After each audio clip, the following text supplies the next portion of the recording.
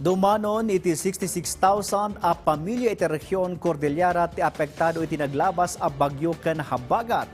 Nakasagana met ti 68,000 family food packs a maiwaras kadagiti apektado. Report manipod kini Bridget Marcasi Pangosfian. As of 7 p.m. ti August 17, nasurok ang 50,000 a pamilya abuklan ti nasurok 2,000 ti apektado iti Cordillera gapu iti epekto ti habagat ken bagyo. 33 a pamilya abuklan ti nasurok sa nga gasot nga individual ti agnanaed ita kadagiti 10 nga evacuation centers. Dumanon met iti 22 ti totally damage a pagtaengan bayat a 230 maysa ti partially damage.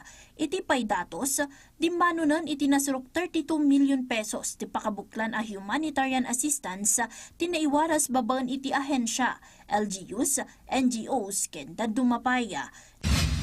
Naipanamnama met agtultuloy a panangipaay ti ahensya iti kaskanan nga assistance babaan kadagiti available relief resources da.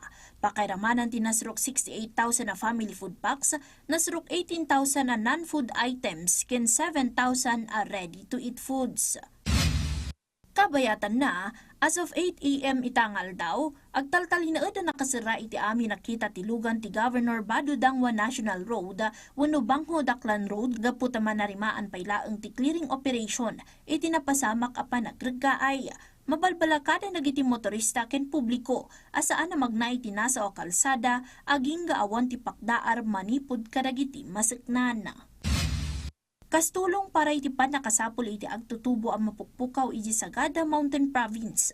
Naipayan direktiba dagiti amin na masagnan iti probinsya ti Kalinga nga irtengan da ti River Watch ken monitoring activities da iti Chico River. Daytoy katgapo iti posibilidad na iyanod ti nasa o nga agtutubo kasarunod ti nakapukaw na manipod iti August 8. Imunamutan na nangipaay assistance ti Bontoc Response Team ken Barangay Alab Proper Community Volunteers para iti nakasukimat ti paset ti Chico River iti masakupan da. Ita ti maikasyam nga aldaw tagtultuloy a search and rescue dagiti otoridad masaknan ken umili ti Sagada iti mapukpukaw nga agtutubo kadwa ti Golden Retriever ani Zuma. Kastulong kadagiti apektado ti bagyo ken habagat kadagiti residente ti San Isidro Abra nang ipatulod ti Office of Civil Defense Cordillera iti non-food items.